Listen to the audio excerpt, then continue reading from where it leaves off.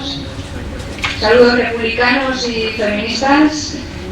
Decíamos el martes de esta semana en la presentación de las jornadas, ya están los poderes fácticos del patriarcado aquí, que el objetivo fundamental que nos planteamos desde la Contracorreño es la Unidad de Valencia. A la hora de plantearnos estas jornadas era el analizar, el debatir, el reflexionar para hacer propuestas en torno a cómo las sociedades patriarcales y capitalistas se nutrían, tejían redes entre ellos, entre estos sistemas, pues para perpetuar los sistemas de dominación, del poder de la clase social y de la del género, ¿no? En ese sentido, como organización, soñamos y trabajamos por un mundo justo y equitativo, y por eso es imprescindible contar y hacer análisis y las propuestas desde una óptica crítica feminista, ¿no? Y en este sentido, pues hayamos organizado estas segundas jornadas después de las primeras que hicimos el año pasado, que fueron más una introducción al feminismo, un poco pues eso, para darle valor a lo que significa ser feminista en este mundo. Ya sabéis que el machismo mata y el feminismo no. Y y estas segundas queríamos focalizarlo más en lo que es dentro de los sistemas de estado del bienestar, cómo la economía afecta a las mujeres, y también darle una perspectiva con género en torno a lo que es el campo de la salud, ¿no? Y hoy estamos aquí para disfrutar de la segunda sesión del bloque de Economía y Mujeres. Y pues con la idea de construir ese homus economicus patriarcalis que comentábamos el martes, y repensarlo todo, ¿no? Repensar la sociedad que queremos y que queremos vivir y por la que estamos aquí para luchar, ¿no? Dentro de la lógica del beneficio económico en el que vivimos, pensamos que hay que construir unas sociedades construidas para la lógica de los cuidados entre hombres y mujeres, y que vayan en la línea de la sostenibilidad de la vida humana, ¿no? En la primera sesión estuvimos haciendo una reflexión alrededor del mercado de trabajo, cuáles eran los problemas que sufríamos en especial las mujeres y cuáles eran algunas de las propuestas que se marcaban encima de la mesa. Hoy aquí tenemos con nosotras y con nosotros, porque veo por ahí a un compañero, a una gran mujer feminista y sabia como es María Pazos, a la que tengo el gusto de presentar, porque aparte de considerarla una compañera de lucha, la considero una amiga, y ya sabéis que eso es un gozo doble, ¿no? Ella nos va a hablar del problema de la desigualdad en crisis. Y deciros que está, para las personas que no las conozcáis, que ella es licenciada en Matemáticas por la Universidad Complutense, que tiene máster en Estadística por la Universidad de Harvard, diplomada en la Gestión Pública por ESADE, es jefa actualmente de los estudios de investigación del Instituto de Estudios Fiscales, y ha trabajado en los Ministerios de Trabajo y Economía y Hacienda, cuenta con una amplia experiencia internacional en la Universidad de Estados Unidos, de Harvard, por la que es máster en Estadística en la Oficina de Estadísticas Laborales de Estados Unidos y de la OCDE, donde trabajó como administradora en la División de Política Social y dirigió entre los años 2000 y 2003 la publicación Benefits and Wage OECD Indicators. Ya sabéis desde la primera charla que lo mío no es en inglés, porque lo considero una lengua imperialista, pero yo creo que charla tras charla iré perfeccionando. Es especialista en la comparación de sistemas de impuestos y prestaciones y la evaluación de sus impactos sobre el mercado de trabajo. Si recordáis, el martes hacíamos una crítica de la falta de impacto de género que tienen los presupuestos generales del Estado, así como los autonómicos. Actualmente, ya os decía, es jefa de estudios de investigación en el Instituto de Estudios Fiscales y coordina la línea de investigación Hacienda Pública e Igualdad de Género de este instituto. Bueno, tiene aquí un currículum impresionante, no voy a hacer referencia a todo él porque si no tiene también muchísimas publicaciones y luego hay alguna compañera que está interesada en acercarse, yo le facilitaré el currículum. Y bueno, ya sin más, no voy a hacer referencia a la biografía luego personal, la del mundo de las emociones y del compromiso de la lucha, que eso en la inmensa mayoría de los casos nunca se recoge en el currículum, ¿no? Y que para mí es lo que más vale, que es lo que construye el feminismo, esa parte de las autobiografías personales. Y bueno, simplemente decir que mi experiencia vital con ella ha sido formar parte de la PINA, que sabéis que es la plataforma por el permiso igualitario e intransferible entre hombres y mujeres, o sea, para que los hombres tengan la posibilidad de tener un permiso igualitario al de las mujeres, por eso de repartir el mundo de los cuidados.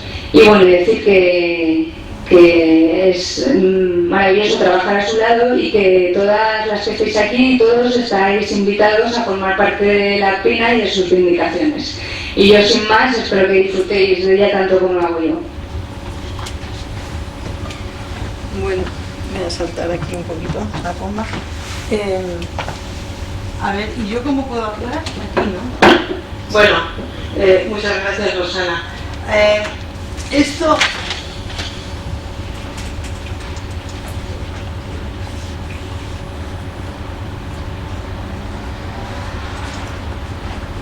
Bueno, hola. ¿Qué? Lo que veas, que es difícil hablar así. Van a intentar... Bueno, da igual. El título de esta charla es El problema de la desigualdad en crisis. Es un juego de palabras. Y es un juego de palabras porque lo que yo quiero decir es que es el propio enfoque del problema de la desigualdad lo que está en crisis.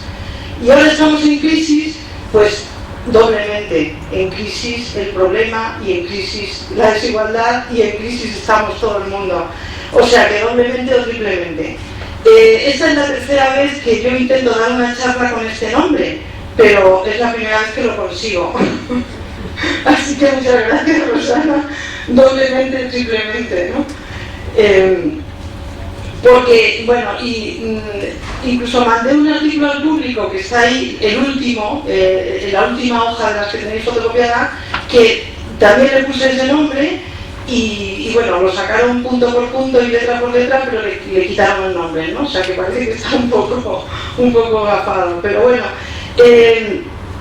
A ver, lo que yo quiero decir en primer lugar es que ahora mismo ya no tenemos un problema de objetivos. Parece que estamos de acuerdo en los objetivos. Todo el mundo, yo creo que es muy difícil encontrar una persona que esté en contra de la independencia económica de las mujeres, que esté en contra de la igualdad efectiva, que esté en contra de la paridad, que esté en contra de la corresponsabilidad, ¿no? Pero lo que tenemos es un problema de instrumentos, o sea, lo que tenemos es un problema de cómo, no es un problema de qué queremos. La sociedad ya ha asumido que tenemos que ser iguales, sino un problema de cómo lo conseguimos. Yo para eso, en las clases pongo esta diapositiva, que en realidad se oye bien, ¿no? ¿No? Sí, ¿No? sí. ¿Sí? ¿Se oye bien? Bueno, pongo esta diapositiva que me sirve un poco para explicar que este es el problema. El problema es que hay deseos, bueno, veis el chiste, ¿no?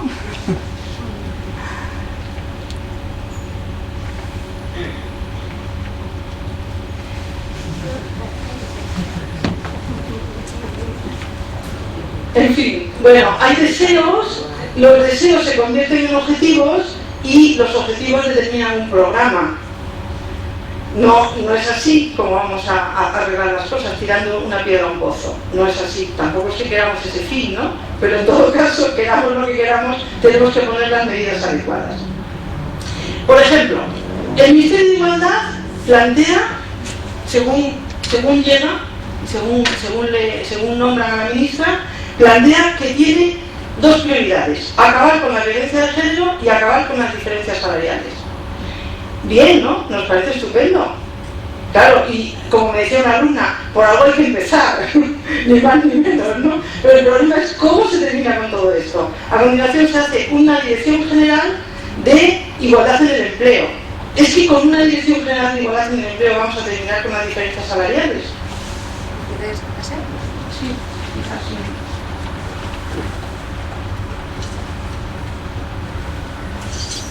¿Sí? No. A ver, sí, vale. Bueno, pues realmente hay que entender el problema, hay que entender cuáles son las raíces y cuáles son las políticas que hay que llevar a cabo para acabar con la desigualdad en el empleo. Eso no se puede administrar con una dirección general, ¿no? Las raíces, desgraciadamente, son muy profundas y muy complicadas. El problema de la violencia de género, lo mismo. Estamos atacando el iceberg, la punta del iceberg de la violencia de género. Pero hay que entender que la violencia de género, como dice Luisa Posadas, es otro género de violencia. La violencia de género, otro género de violencia. Y falta muchísimo todavía para que la violencia de género se considere, se ataque y se persiga, al menos como los otros delitos. Y que las víctimas se traten y se atiendan al menos como las víctimas de otros delitos. Y que las mujeres afectadas se las den al menos los derechos económicos que a otras personas. Yo tengo un artículo que se llama, bueno, no me acuerdo ahora cómo se llama, pero bueno, donde con otras personas veíamos cómo los derechos económicos de las víctimas de violencia de género que se les conceden, las prestaciones económicas que se les conceden a las víctimas reconocidas son menores que las que se les conceden a los expresidiarios que no tienen cotizaciones, ¿no? Bueno, entonces, por ahora son deseos. La ley de igualdad dice que los derechos de conciliación de la vida personal, familiar y laboral se reconocerán a los trabajadores en forma que fomenten la asunción equilibrada de las responsabilidades familiares, evitando toda discriminación basada en su ejercicio. Claro, pero realmente eso es lo de la corresponsabilidad. Ahora, ¿qué es lo que se hace para llegar a esa corresponsabilidad? Porque realmente lo que se hace, bueno, de esto es de lo que también quiero hablar, ¿no? Hay dos formas de entender la conciliación. Una es la conciliación en desigualdad, es decir, que concilien las mujeres, darles facilidades a las mujeres para que concilien, y otra es la conciliación en igualdad. Y habría que ver qué es igualdad y qué no es igualdad en la ley de igualdad. Otro ejemplo, la Unión Europea hace cada año un informe sobre las desigualdades entre hombres y mujeres. Los análisis que hace son perfectos. Hace unos análisis de que se necesita independencia económica de las mujeres, de que se necesita que las mujeres se incorporen al empleo de calidad.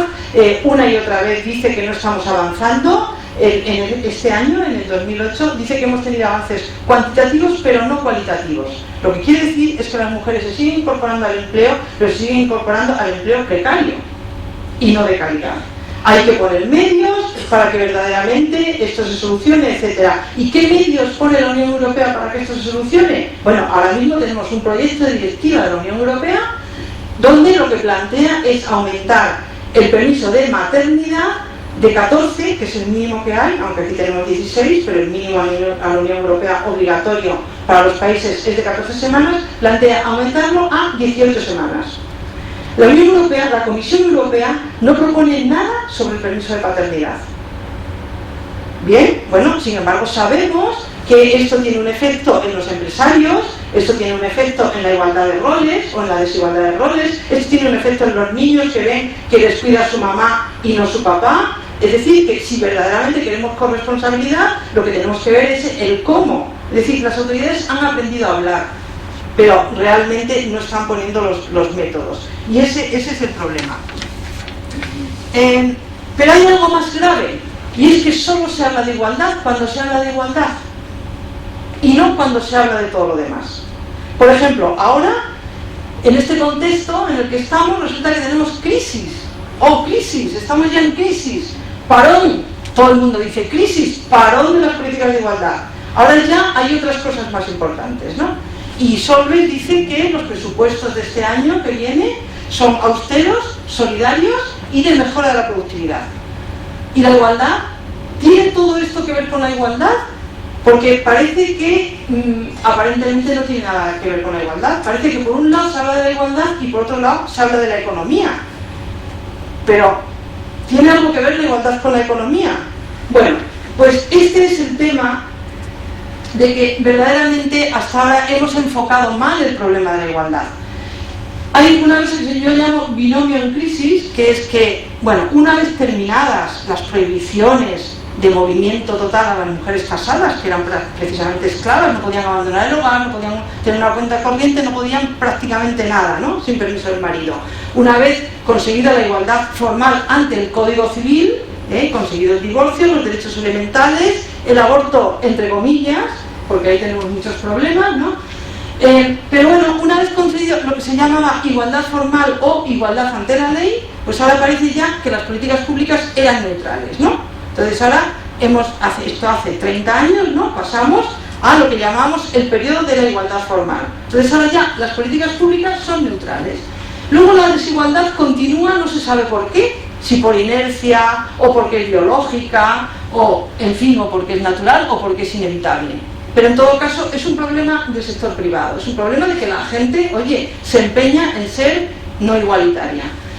Y encima, el sector público, no contento con que ya es neutral, además, a mes, que se dice en catalán o en valenciano, tiene políticas de igualdad, que además supone un inmenso aumento del gasto público, ¿no? O sea que qué buenos son, que nos llevan de excursión, que encima de no tener la culpa, encima nos dan políticas de igualdad o políticas compensatorias. Sin embargo, hay 3 descubrimientos que vienen a arrojar un poco de luz y un poco de esperanza en este panorama desolador, porque verdaderamente, si la cosa verdaderamente fuera así, no iríamos a ninguna parte. Esos 3 descubrimientos son, primero, que las políticas públicas no son neutrales. No es cierto que seamos iguales ante la ley. Somos iguales ante el Código Civil, pero no iguales ante la ley. Hay muchas otras leyes. Para empezar, la Ley General de Presupuestos de cada año es una ley. La Ley de Seguridad Social es otra ley, etcétera, etcétera, ¿no? En segundo lugar, que las políticas compensatorias, es decir, las políticas de igualdad, no compensan la desigualdad introducida por lo que se llama la corriente principal de las políticas públicas, que son todas las demás. Sabéis que las políticas de igualdad son esas del Instituto de la Mujer, de los institutos de la mujer, esas del Ministerio de Igualdad, son un 0,0% de los presupuestos generales del Estado y de los presupuestos de cada comunidad autónoma, ¿no? Entonces, ¿cómo vas a compensar con un 0 y pico % lo que hace el 99 y pico, ¿no? Y la tercera es que la igualdad es posible y rentable. Estos 3 descubrimientos son los que nos permiten exigir verdaderamente a las políticas públicas que cambien y las que nos dan una vida de esperanza. Esto es la estrategia, lo que define la estrategia del mainstreaming, que sabéis que significa corriente principaleando. En inglés significa eso, se ha traducido por transversalidad, pero a mí me gusta traducirlo por corriente principaleando. Es la traducción literalísima, porque significa llevar el punto de atención a la corriente principal, es decir, preocuparse, llevar el problema de la igualdad a la corriente principal. O sea, a cuando Solbes dice que estos presupuestos serán austeros, solidarios y de mejora a la productividad, ahí, a cuando se habla de economía, al núcleo duro, ahí es donde hay que llevar el problema de la igualdad. Bueno, y eso se puede porque es posible y rentable, porque claro, si se fuera a hundir todo por aumentar la igualdad, entonces iríamos fatal, ¿no? Pero bueno, esto es de lo que yo quiero hablar. Entonces, en primer lugar, las políticas públicas no son neutrales. ¿Por qué las políticas públicas no son neutrales? Vamos a ver. Porque aunque nos parezca, porque confundimos muchas veces, todo el mundo tendemos a confundir normalidad con costumbre. Pero si nos ponemos a pensar un poco, vemos cómo realmente todas las políticas públicas reflejan y potencian un determinado modelo de sociedad. Por ejemplo, cuando nace un niño, la Seguridad Social le dice a la mamá: tienes 16 semanas. Que nadie se cree que son para recuperarse del parto, porque aquí sabemos que te recuperas del parto en una semana, o en 10 días, o en 15, o en 3 semanas, pero no necesitas 16 semanas. Pues la Seguridad Social le dice a la madre: tienes 16 semanas. Y al padre le dice: tienes 13 días. pero la Seguridad Social paga 13 días. Bueno, eso, como decía antes, bueno, eso influye en los empresarios, porque no es lo mismo contratar a un hombre que va a tener 13 días que a una mujer que va a tener 16 semanas, más las excedencias, más los tiempos parciales, etcétera, etcétera. Eso influye en los roles, eso influye en lo que ve el niño. Cuando el niño va a la escuela, ve a la escuela infantil, si es que tiene la suerte de ir a la escuela infantil, ve que lo que hay son educadoras que además no han tenido una formación específica en igualdad, porque se hace algún experimento, pero el Ministerio de Educación no da directrices para que los juguetes en las escuelas infantiles sean igualitarios. No lo he visto por ninguna parte y me he rastreado todos los documentos del Ministerio de Educación. Esto se deja pues para una cosa así como, en fin, extra, ¿no?, de los días de fiesta. Cuando un matrimonio se casa, el Estado, el sector público, les dice: si uno de los dos se queda en casa, el otro va a desgravar por ello, aunque no tengan hijos. Es decir, aunque no tengan hijos, el contribuyente, con el dinero del contribuyente que se decía antiguamente, resulta que nos gastamos en que unas personas igual altamente formadas y con carrera universitaria se queden en casa para hacer el trabajo doméstico a otras personas, y esas otras personas, que son los maridos, desgravan por ello. Eso es la declaración conjunta en el IRPF, que es esencialmente esto. Esos son 2.000 y pico millones al año lo que nos estamos gastando en ese tipo de desgravaciones. ¿Qué es lo que fomenta eso? Eso fomenta la familia tradicional, la familia con un solo perceptor de rentas. Claro, y eso se hace con dinero público, y eso no solamente transmite un mensaje real, porque desincentiva el trabajo de las mujeres, sino un mensaje simbólico, porque ya nos está diciendo que el sector público lo que promueve es eso. Bueno, cuando alguien ve la televisión pública, pues ve muchas cosas en la televisión pública, y eso es con dinero público, O sea, eso no es el sector privado, eso no es la gente que es desigual. Eso es con dinero público, con los presupuestos de una población donde hay 50% de hombres y 50% de mujeres. Pues hoy he recibido yo una noticia que, bueno, me he dejado poner las gafas, pero es sobre la comunidad andaluza, en Andalucía. Resulta que el Consejo de Audiovisual ha planteado que no es justo que, aunque las mujeres son el 22% de los deportistas federados, el 22% de los deportistas federados en Andalucía son mujeres. Sin embargo, en la televisión andaluza resulta que ellas copan el 3,4% de los informativos, de lo que se habla de deportes en los informativos, y en las transmisiones el 7,5%. Por cada minuto de la mujer, para las mujeres hay 19 minutos para los hombres.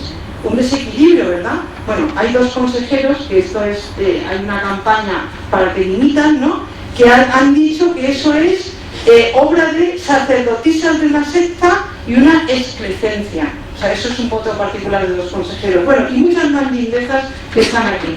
Bueno, pero esa es la televisión pública, eso es dinero público, eso es políticas públicas, eso es promover la marginación de las mujeres también con dinero público. Bueno, o sea que las políticas públicas no son neutrales.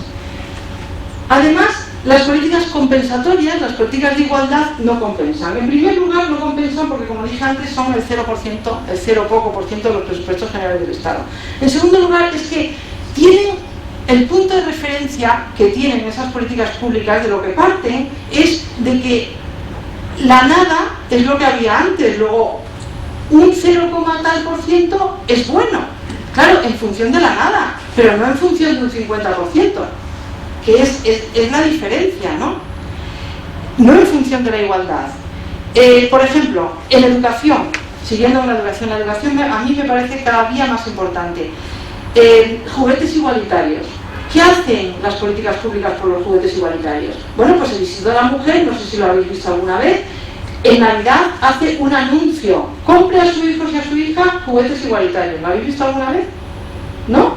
Pues así se pasan. Claro, es que según lo que te gastes se pasa una vez, o se pasa como los de tráfico, que se gastan 20 millones. Si te gastas 20 millones de euros, Entonces son los de tráfico, que van de ese orden de presupuesto. Y entonces todo el mundo los hemos oído, ¿verdad? Los de tráfico, ¿vale? Los de cinturón, etcétera, etcétera. ¿Pero cuánto se gastan en eso? Pues claro, nada, no tiene ningún impacto. Pero eso es lo que hace el Ministerio de Educación por los juguetes igualitarios. O concede, no por los juguetes, sino ya por la educación igualitaria, concede una serie de subvenciones a ONGs para que hagan talleres en las escuelas.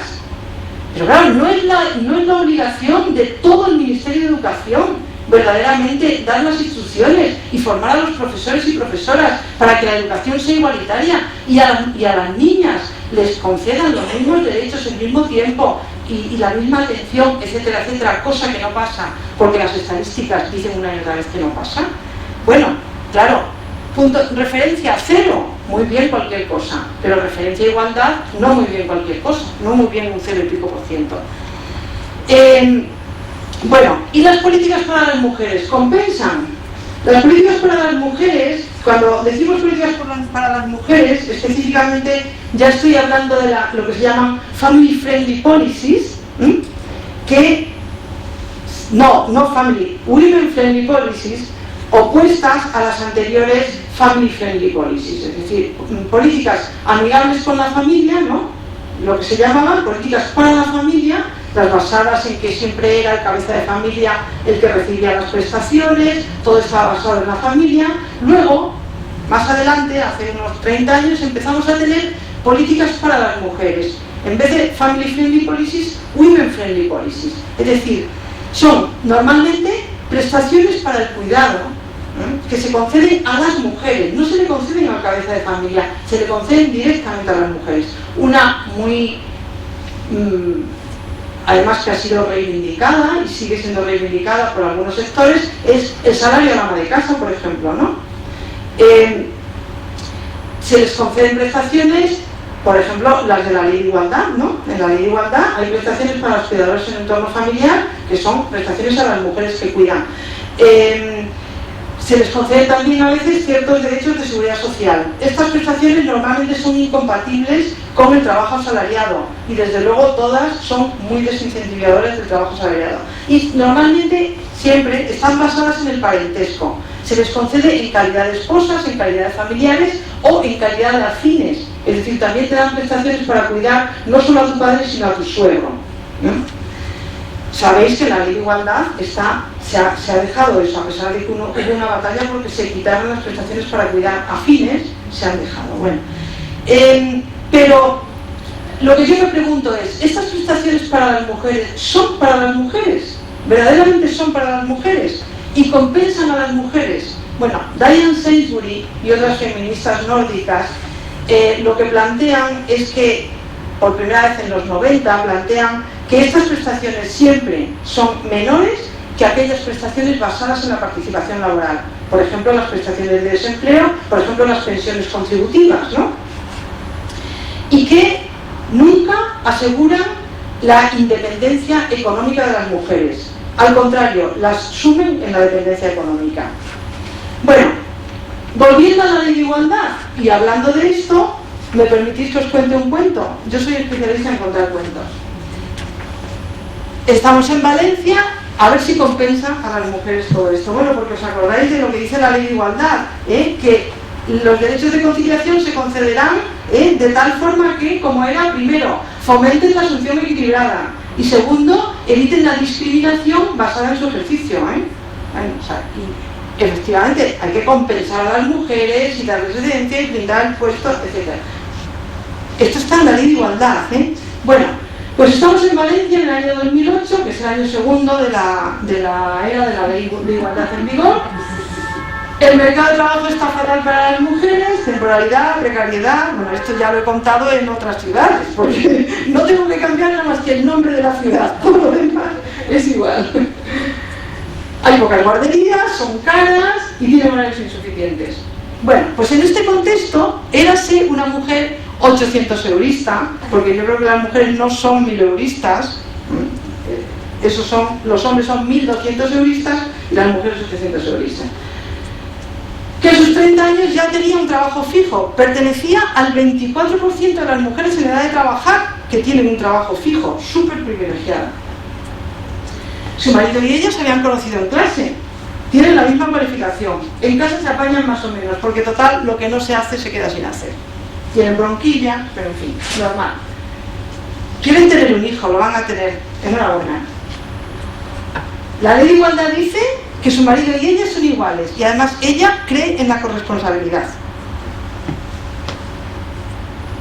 Bueno, tiene la suerte de no tener problemas en el embarazo. A ver, ¿qué es lo que le pasa? Nace el niño o niña, se toma 4 meses, permiso de maternidad, que se lo paga la Seguridad Social, le reservan el puesto de trabajo, genial.